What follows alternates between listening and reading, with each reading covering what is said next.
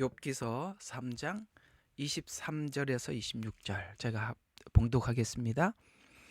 하나님께서 둘로 막으시며 그 길이 감춰진 사람에게 어찌하여 빛을 주셨는가? 내가 먹기 전에 나의 탄식이 나오며 나의 울부짖는 소리가 물처럼 쏟아져 나왔도다. 이는 내가 크게 두려워하는 것이 내게 임하였고 내가 무서워하는 것이 내게 임하였음이라. 나는 안전한 가운데 있지 않았고 휴식도 가지지 않았고 편안치 않았는데도 고난이 임했도다 하더라. 아멘.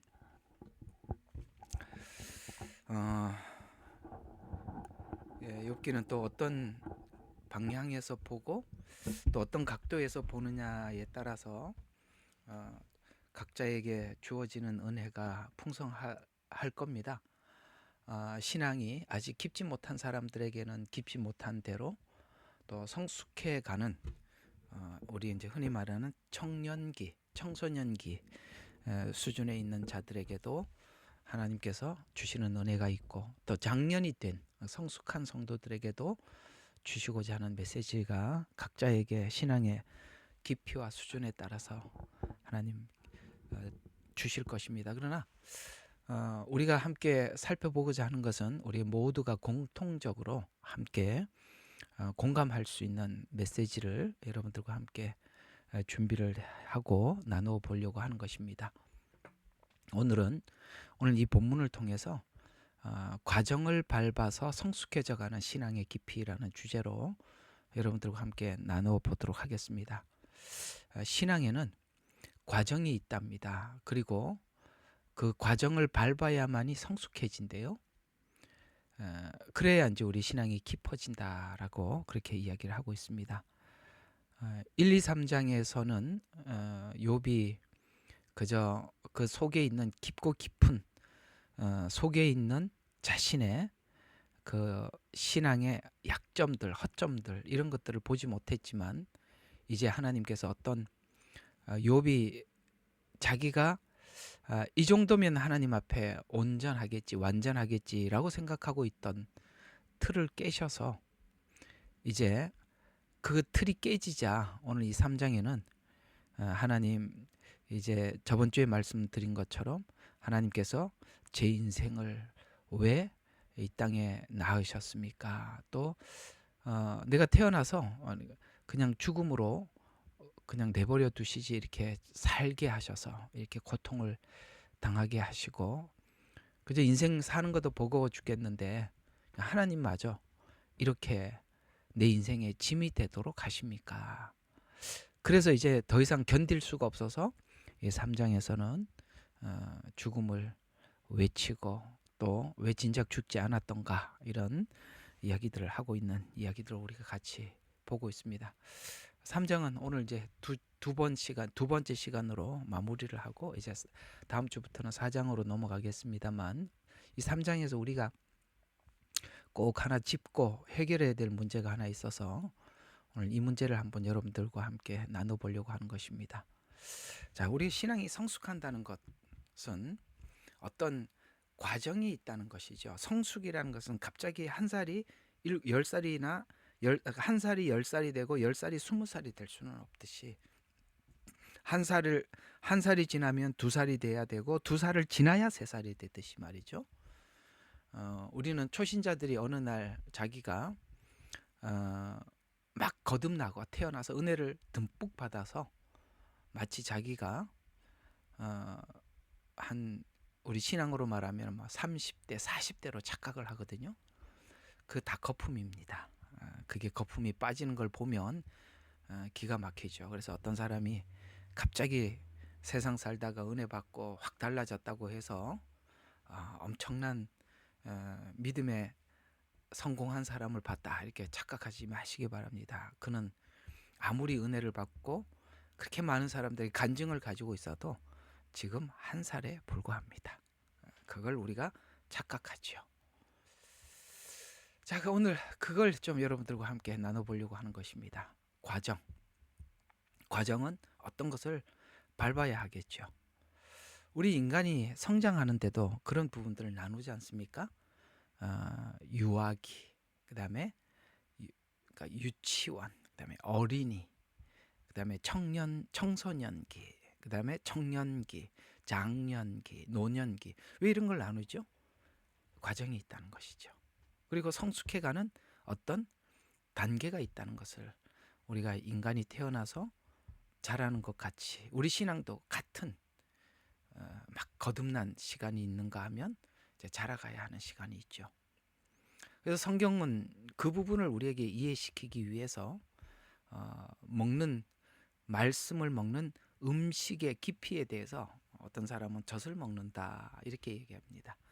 젖을 먹어야 할 때는 젖의 영양분이 그에게 충분하기 때문에 먹겠지만, 우리가 계속 유아기에 머물러 있지 않다 보니까 젖 말고 단단한 식물을 먹어야 하는 시기가 오지 않습니까?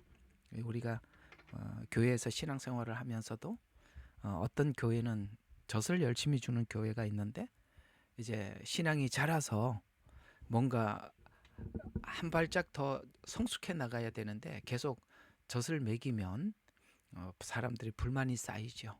뭐 똑같은 이치고 이야기이기도 합니다. 그래서 성경은 젖을 먹었다라고 고린도 교회에게, 나는 너희에게 단단한 식물을 먹일 수 없었다라는 말도 바로 그런 이야기인 것입니다. 우리가 각 시기마다 거기에 필요한 영양분을 섭취해야 우리가 성숙해 가는데, 이게 이제 말씀을 전하는 목회자들은 성도들이 자라는 그 과정에 따라서 우리가 처음에는 젖을 먹이더라도 이제 단단한 식물도 함께 먹여줘야 되는데, 이제 그게 충분히 자라가는 성도들이 충분히 이렇게 공급이 안 되면 항상 그 교회에 불만이죠. 그래서 나는 이 젖을 먹을 때가 지났고 단단한 식물을 먹어야 될 시간인데 아직도 이렇게 젖만 주는 것 때문에 이렇게 불만인 성도들도 우리가 자주 만나게 되는 것이 바로 자라가는 과정에 먹어야 할 영양분이 부족해서 그런 것입니다.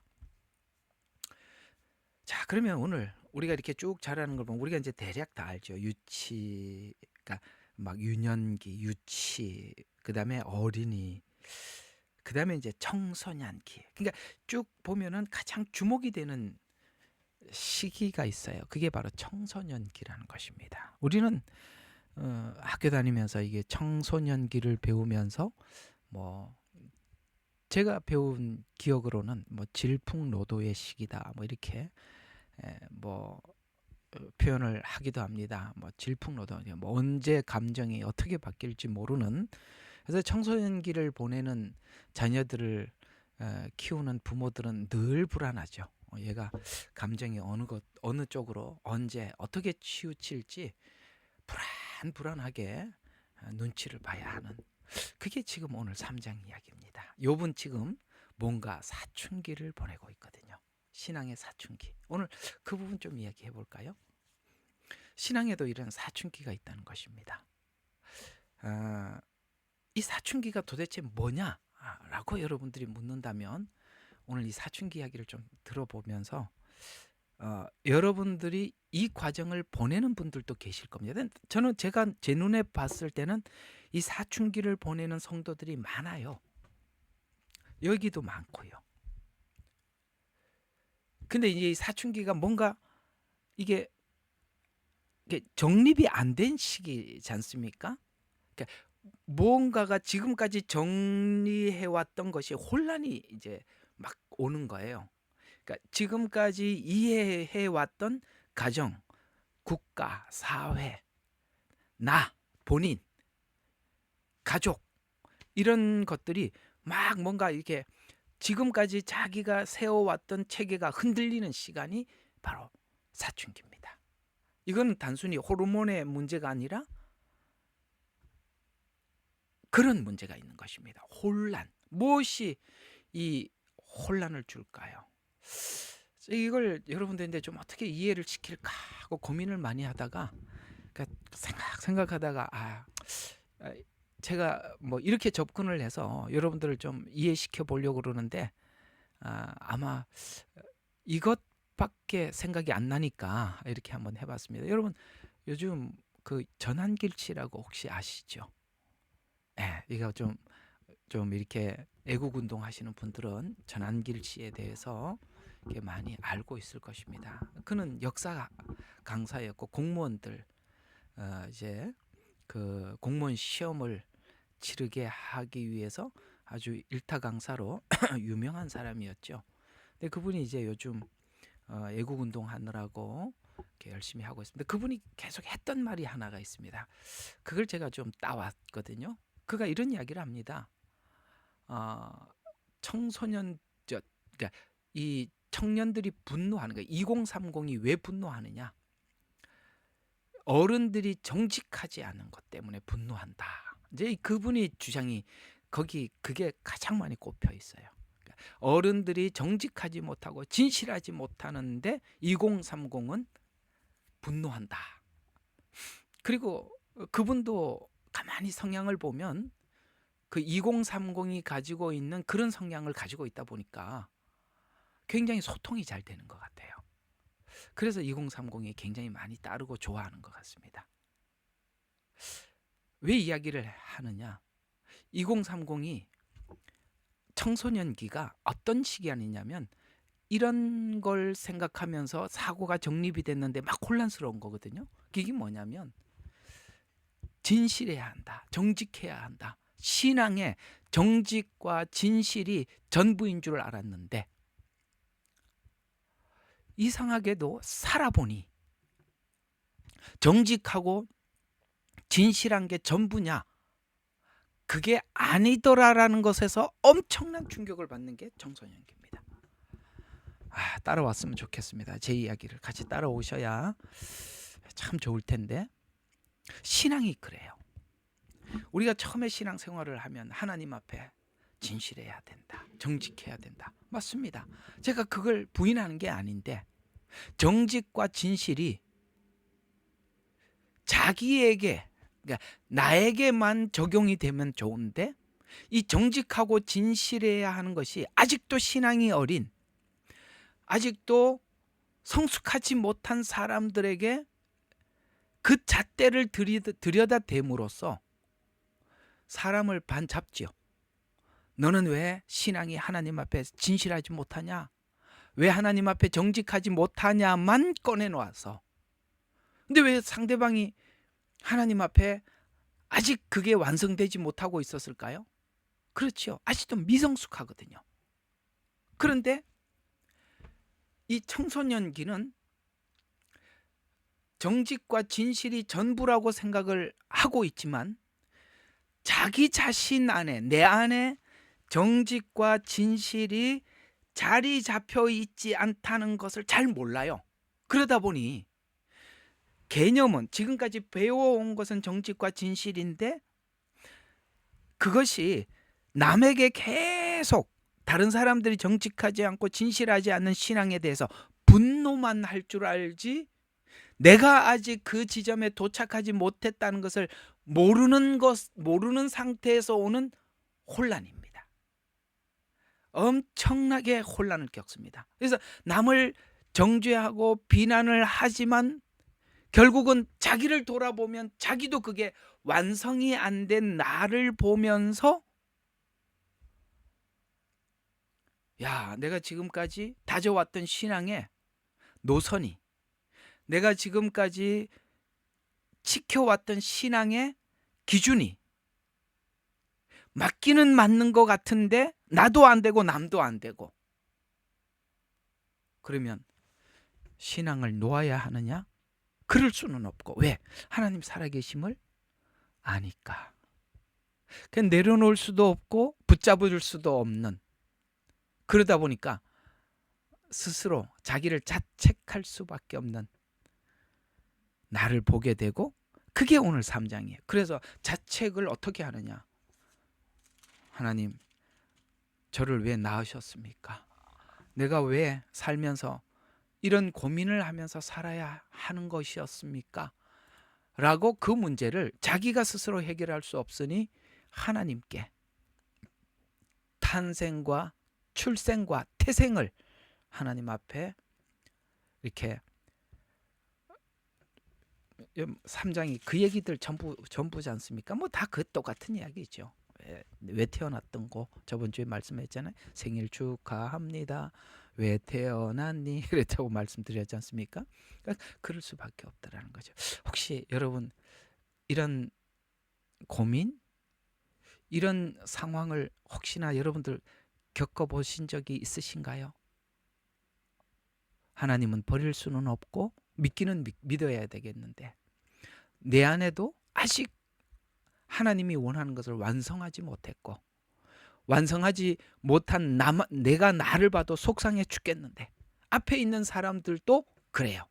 그러니 앞에 있는 사람 봐도 실망이고 내가 나를 봐도 실망이고 그러니 왜 하나님 안 되는 걸 하라고 하셨냐고 이제 안 되는 걸 하라고 하셨는 거를 뭘로 발견하느냐. 지금까지는 정직과 진실은 은혜가 붙잡고 있는 게 아니라 율법이 붙잡고 있죠. 정직해야 한다. 진실해야 된다는 것이 은혜가 가미될 때, 은혜가 더해질 때 그게 완성이 된다는 걸 모르니까 율법이 그걸 완성해 놓으니 그렇죠. 오라 나는 곤고한 사람이로다. 누가 나를 사망의 늪에서 건져내랴. 가 오늘 욥에게 시작된 겁니다. 바로 그 얘기죠. 욥이 지금 그 시간이 온 거예요. 이걸 우리는 바로 사춘기라 이렇게 표현하는 것입니다. 근데 욥이 이 시간이 찾아왔는데 문제는 이 과정을 넘어야 한다는 걸 알아요. 여러분들 조금 오늘 깊게 좀 들어봤으면 좋겠어요. 우리 모두 다 이 과정을 넘어가야 된다는 건 알아요. 그런데 이 문제는 이 사춘기 때 가지고 있는 그때 신앙, 이게 반항의 시기거든요. 하나님께 지금 반항하고 있잖아요. 그러니까 이런 반항의 시기는 누가 와서 설득한다고 넘어갈 수 있는 게 아니라는 게 참 어렵습니다. 이 과정은 누가 설득해서 넘어가는 게 아니라 이 시간은 어쩔 수 없이 분노하고 자기에 대해서 슬프고 자기가 자기에 대해서 절망스럽고 오늘 여기 보니까 3장에는 죽고 싶고 억울하고 눈물 나고 이게 여기 다 담겨 있죠. 이게 주님을 몰랐더라면 이 억울하고 슬프고 이런 시간들을 다른 방법으로 해결할 텐데 세상 사람들에게도 우리 신앙인들이 가지는 깊이만큼은 오지는 않더라도 이 사춘기에 이런 일들이 있죠. 당연히 슬프고 분노하고 자기에 대해서 절망하고 이런 시간들을 거기서 그 시간을 잘못 보내면 어른이 돼도 추한 어른이 되고 이걸 잘 극복을 하면 인격적으로 참 훌륭한 어른이 되어가는 것. 그 시점에 어떻게 이 사춘기를 받아들이느냐에 따라서 사회의 반항아가 될 수도 있고 그리고 사회에 반항하는 인간으로 성숙해 나갈 수도 있고 이것을 잘 극복하면 훨씬 더 멋진 신사적인 사람으로 거듭날 수도 있는 것이 여기입니다. 문제는 욥을 하나님께서 이렇게 몰아붙여서 오늘 3장에 와서 이런 외침들을 확 하고 있는 것이거든요. 이 시간은 누가 도와줘서 해결할 수 있는 게 아니라 하나님께서 이제 3장부터 하나님은 이게 스스로 그거를 극복하고 이해하고 그 틀을 깨고 나와야 하기 때문에 하나님께서 욥 세 친구를 갖다 놓고 끊임없이 그 틀을 깨도록 욥 친구들은 계속 말을 하고 욥은 거기서 자기가 스스로 그걸 깨고 나오기까지 긴 시간이 지금 성경은 욥기에서 고난의 시간이라 이렇게 말을 하고 있는 것입니다. 그래서 이 사춘기 시간은 누구하고 대화를 해서 해결 안 되는 거 여러분 아시잖아요. 우리도 보내왔고 애들도 지금 여러분 자녀들도 그 사춘기를 보내고 있는 자녀들이 있을 것입니다. 그래서 하나님께서 이 사춘기는 누가 옆에 있는 걸 싫어해요. 그러니까 홀로 있는 시간이 오늘 여기 보면 3장에 홀로 있어요. 시편에서 이런 이야기들이 굉장히 많이 나오죠. 시편에는 이런 말을 이런 식으로 표현을 했어요. 사람들이 하는 말이 내 하나님이 어디 있느냐. 내 하나님이 있는 건 알겠는데 사람들은 야 네가 하나님이 욥 앞을 보세요. 앞쪽을 보세요. 얼마나 그가 어려운 사람들이 오면은 가서 그 문제를 해결해 주고 고맙습니다 선생님 이런 소리를 들었는데 지금 욥이 상담하러 왔던 사람들보다 더 무너져 있는 거예요. 참 신기해요. 목사가 성도들을 잘 치리하면서 자기 문제를 해결 못해. 우리가 옛날에 그런 말이 있잖아요. 중이 제 머리를 못 깎는다고. 간단해요. 그냥 빡빡 깎는데 그거 깎기가 어렵겠어요. 근데 자기가 자기 머리를 못 깎듯이 남의 문제는 해결해 주는데 자기 문제는 해결 못하는 사역자들의 한계. 남들이 와서 상담을 하러 오면 잘 이야기를 해주는데 본인은 본인 문제를 아무것도 해결하지 못하는. 오늘 여기 욥의 이 모습은 아마도 사역자가 되시는 우리 모든 사람들에게도 공감이 가는 이야기고, 여러분들이 다른 사람들의 어려운 문제를 보면 내가 일부 겪었던 일이라 대답은 그러니까 청산유수처럼 잘해주는데 사실은 찝찝하죠. 왜? 나도 그 문제가 내 속에 아직도 남아있거든요. 해결을 못하고 있거든요. 왜 하나님이 이런 시간을 허락하셨을까요? 욥이 뭔가 자기가 만족할 만한 울타리를 쳐놓고 1, 2장이 그거예요. 자기가 만족할 만한 울타리를 쳐놓고 그 안에서 아이고 행복하다 만족하다 이러고 있었거든요. 하나님은 그게 신앙이 아니니까, 그게 믿음이 아니니까, 그게 하나님을 섬기는 게 아니니까 하나님이 그 틀을 깨자. 욥이 아는 것은 그게 전부고 앞에 있는 그저 혹시나 하나님 잘못하면은 하나님 앞에 제사를 드리고 그저 혹시나 마음에 죄 지은 것까지도 양심에 가책 없도록 하나님께 종교 의식으로 그걸 해결하고 하나님 됐지요. 저 예쁘지요. 하나님 아니? 이렇게 하고 있는 거거든요. 그걸 하나님이 치고 들어오니까 욥이 아는 거는 앞에 있는 그런 방법밖에 아는 게 없고 도대체 왜 하나님이 이 울타리를 깨나? 갑자기 놀라버린 거죠. 이게 지금 3장 이야기예요.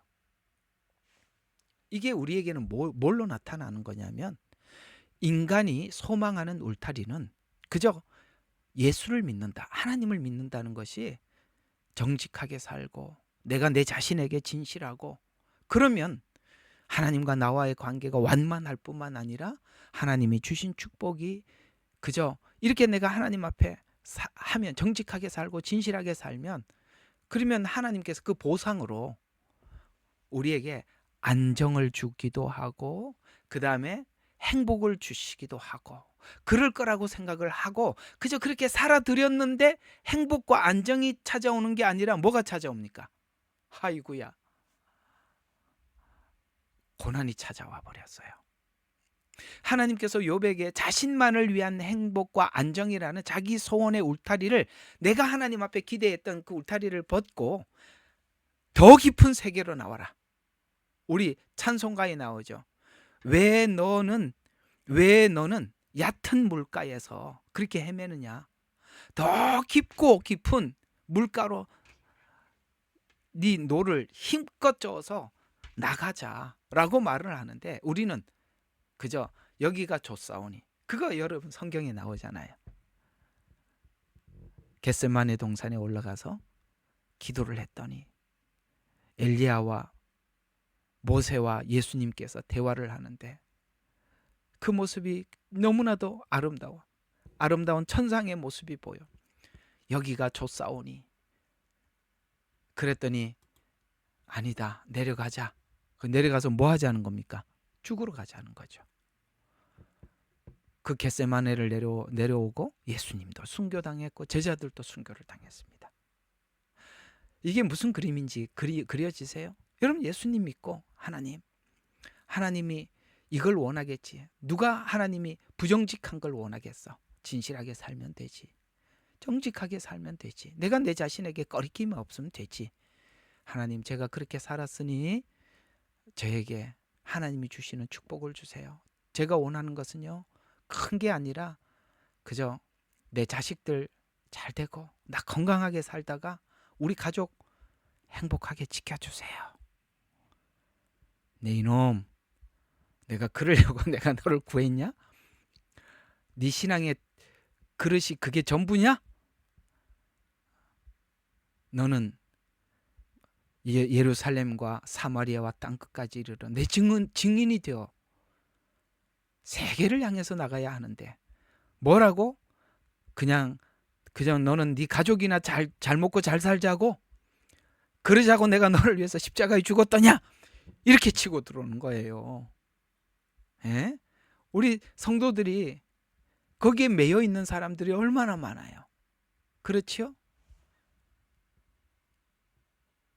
그것이 어디에서 드러나느냐면 욥의 부인에게서 드러나는 거예요. 자, 욥의 부인이 그래요. 이렇게 막 너무 다 잃어버리고 그저 욥이 가만히 진짜 너무 넋이 나가 앉아있자. 욥의 부인이 와서 네가 믿는 하나님 우리에게 고난, 그러니까 행복과 복을 준 게, 안정을 주는 게 아니라 이 완전히 반대를 줬잖아요. 네가 지금까지 하나님을 섬긴 열매가 그거냐? 그러면 네가 하나님을 믿어도 되겠냐? 하나님을 저주하고 하나님도 저주하고 네도 죽어라. 이 부인의 이야기는 욥이 지금 신앙의 목적을 어디에다 두고 왔는지를 말해주고 있는 것입니다. 평화와 안정과 행복과 건강, 자식 잘 되고 서울대 입학하고 승승장구에 진급하고, 그래도 남들이 살 만큼 살아서 남들인데 손 안 벌리고 살 만큼, 아쉬운 소리 안 하고 살 만큼, 내가 하나님 앞에 그저 진실하게 살았더니 이렇게 우리 가족에게 복을 주시는구나. 이 정도로 할 신앙이었더라면 예수님이 와서 죽을 필요가 없었죠. 그 정도 주시려고 했던 것이었더라면 무슨 예수님이 오셔서 십자가에 고통을 당하고 죽어야 할 만큼 했겠습니까? 하나님은 우리를 구원하신 크기와 넓이가 욥이 생각하는 거하고 너무 다른데, 그걸 받아들이기가 욥에게는 지금까지 알고 있었던 그 틀로는 도저히 담아지지가 않아서, 근데 하나님의 틀이 얼마나 큰지는 모르겠고 그걸 담기에는 너무나도 자기 그릇은 작고, 그래서 탁 걸려 넘어져서 울부짖는 게 3장이라 이 말입니다. 이걸 성경은 이렇게 설명을 하고 있는데요. 성도가 하나님을 향해 가진 기준이나 목적보다, 우리가 가지고 있는 기준이나 목적보다 하나님의 목적이 너무나도 크기 때문에 이 차이를 우리 그릇이 넓어져야 담을 거 아니겠어요? 그걸 넓히는 걸 보고 성경은 고난이래요. 여러분, 고난을 겪고 나면 우리 그릇이 커질 거예요. 하나님과 성도가 가지는 차이의 이유가 뭐냐 이거죠. 하나님의 창조가 인간을 흙으로 만들어 놓고 끝내는 것이 아니라 그 인간을 위해서 하나님은 우리 인간을 얼마나 크게 보고 계시냐면 당신이 성육신할 만큼 우리가 크대요. 그분이 자기 생명을 우리를 위해서 내놓을 만큼 우리는 가치 있대요. 크대요. 그래서 주님이 오셔서 죽고 구원할 만큼 커서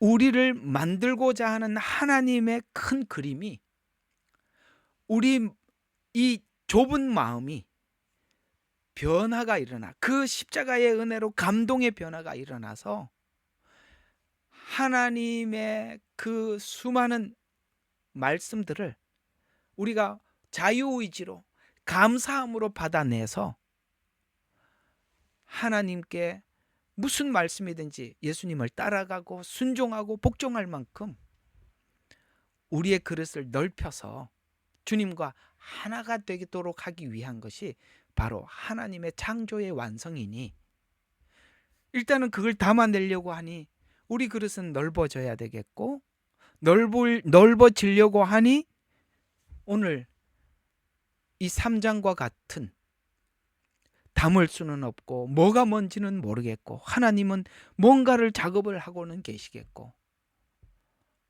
그러니 오늘 이 3장이 있는 거죠. 여러분 혹시 살면서 3장처럼 이렇게 해본 적이 있는 사람 손 들어봐요. 아마 손 다 들었을 거예요. 이게 안 들으면 아직도 유치원에 있는 겁니다. 이거 다 지나가야 되는 거거든요. 왜 하나님이 이 틀을 깨려고 했을까요? 우리가 하나님을 믿는 믿음 안에 이런 것들이 있었거든요. 적당한 종교 생활, 주일 예배 빠지지 않고, 헌금 잘하고, 목사님 뭘 시키든지 아멘 하고 잘 따라주고. 아이고 하나님, 이 정도면 저 같은 사람이 또 어디 있겠습니까? 아이고 하나님이, 아니, 난 그걸로 만족할 수 없다. 내가 그런 정도로 너를 위해서 십자가에 죽은 건 아니다. 적당한 종교 생활 아니라는 거죠. 그럼 하나님 조금 더 할게요. 뭘 더 해? 어려운 사람 구제하고, 그래도 내가 11조 내고도 남은 돈 가지고 선교원금도 드리고요. 없는 시간 쪼개서요 전도까지 했습니다. 이만하면 됐죠? 야, 더 가야지. 그건 너에게 그저 의무사항을 넘어서서 내 마음이 네 마음이 될 때까지, 내가 인류를 어떤 눈으로 보고 어떤 시각으로 봐서 내가 그들에게 뭘 내줬는지,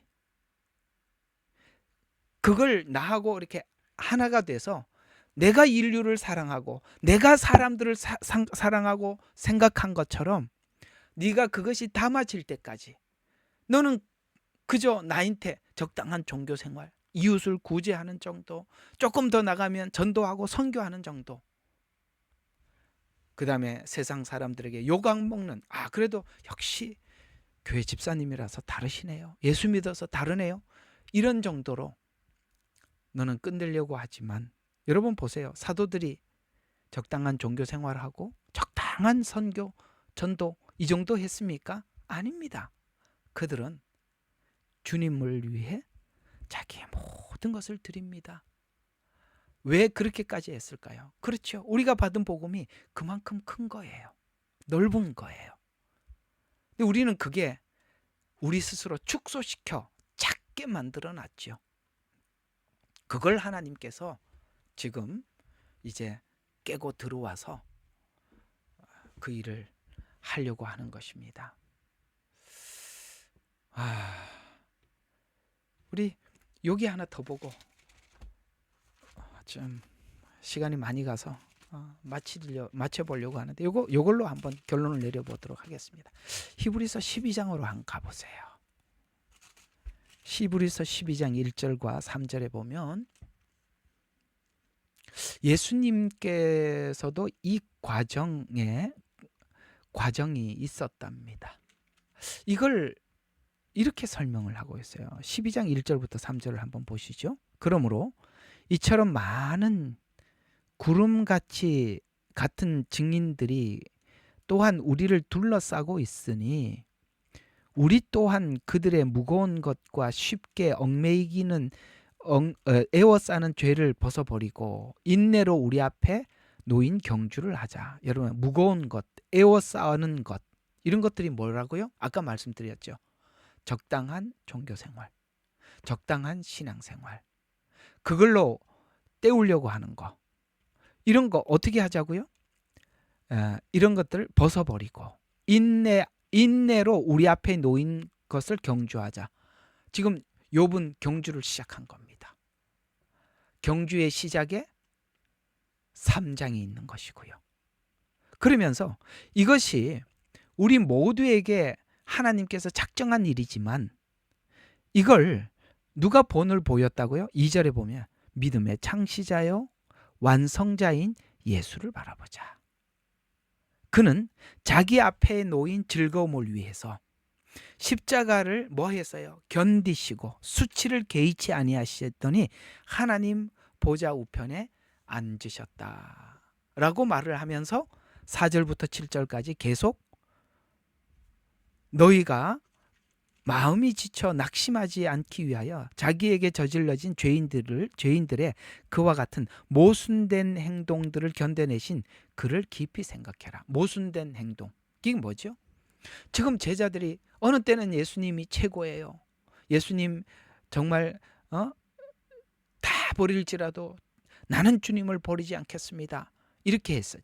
그러나 그 앞에서는 너 그와 같이 따라다녔잖아 라고 베드로에게 물었더니 뭐라고 해서 저주하면서 부인했던 그 모순된 행동들. 예수님께서 복음을 전파하실 때 많은 사람들이 예수님을 따라가면서 그 복음을 듣고 그랬었어요. 그러나 예수님이 십자가에 못 박히는 상황이 되자 사람들은 외칩니다. 예수를 십자가에 못 박으라고. 이 모순된 행동들. 그걸 다 보았을 때 우리가 얼마나 시험에 들고 얼마나 낙심하겠어요. 그걸 예수님은 어떻게 하느냐. 하나님께서 주시는 징계라고 생각을 하면서 그걸 넘어가죠. 그걸 넘어가서 하나님께서 우리에게 믿음은 어떻게 시작돼요? 창시자. 그 다음에 완성. 믿음이 어떻게 시작이 되고 어떻게 완성되는지를 예수님 생애 속에 담아서 이 길을 이렇게 와야 한다. 그 모순된 행동을 네가 고난을 겪고 이겨서 넘어와요. 우리가 제가 수요일 날 설명한 거죠. 사람을 넘어서고 나의 자폭을 넘어서. 자폭 이해가 갑니까? 내 스스로 내 자신을 내려놓고 포기 안 한. 내가 뭔데? 이걸 내려놓고 사람을 내려놓고 그러니까 내 앞에 있는 다른 사람도 내려놔야 되지만은 내가 나도 넘어가요. 그걸 넘어서서 하나님의 광대한 문을 열어 제치고 우주 속에 하나님을 바라보게. 하나님께서 그걸 깨트리는데 욥은 지금 도대체 이게 뭔지 몰라서 하나님 왜 저를 낳으셨습니까? 이런 이야기를 하는 겁니다. 우리 여러분 신앙생활 하면서 오늘 욥이 했던 이런 말들을 여러분들이 해왔다면 그것이 불신앙이어서가 아니라 불신앙이었더라면 돌아섰을 텐데 신앙이었기 때문에 포기할 수는 없고 하나님은 욕할 수는 없고 할 수 없이 자기를 욕하고 있는 겁니다. 이게 오늘 3장 이야기예요. 이건 불신앙이 아니라 자기 틀을 깨고 단순한 자기의 신앙생활의 틀을 깨고 광대한 문을 열기 위한 몸부림입니다. 이것에 여러분 자폭하지 마시고 자책하지 마세요. 다음 세계가 기다리고 있대요. 은혜의 문을 열기 위해 오늘 율법의 문에서 율법으로 완성시킨 율법 안에서 체계화시켰던 자기 신앙이 흔들리자 답은 없고 울기 시작한 게 3장입니다. 이게 신앙의 이때예요. 우리 신앙의 노선에 있대요. 과정에 있대요. 그러니 여러분 너무 슬퍼하지 마시고 자책하지 마시고 우리 다음 세계로 한번 4장으로 들어가 보도록 하겠습니다. 오늘 이 말씀 여러분들에게 위로가 되고 큰 힘이 되었으면 합니다. 기도하고 마칠게요. 하나님, 신앙의 사춘기 불안합니다. 사람도 만나려고 하지 않아요. 누구 이야기 조언도 듣고 싶지 않습니다. 그저 자기가 자기에게 실망하고 내가 나를 실망하면 남이라도 잘해야 될 텐데 남들도 보니 똑같아서 도대체 하나님 살아계시면 뭘 하나 제대로 하시나? 살아계시는 건 맞나?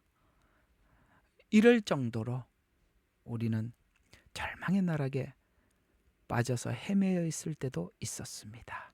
그러나 이것이 불신앙이었더라면 돌아서고 말았을 텐데, 그것이 믿음이었기 때문에 떠나지는 못하겠고 이렇게 울부짖었던 수많은 시간들이 우리에게도 있었던 것, 욥이 외치는 걸 보니 위로가 됩니다.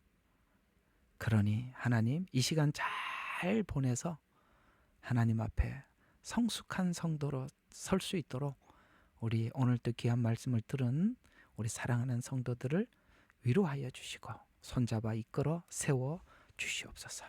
예수님 이름으로 기도합니다. 아멘.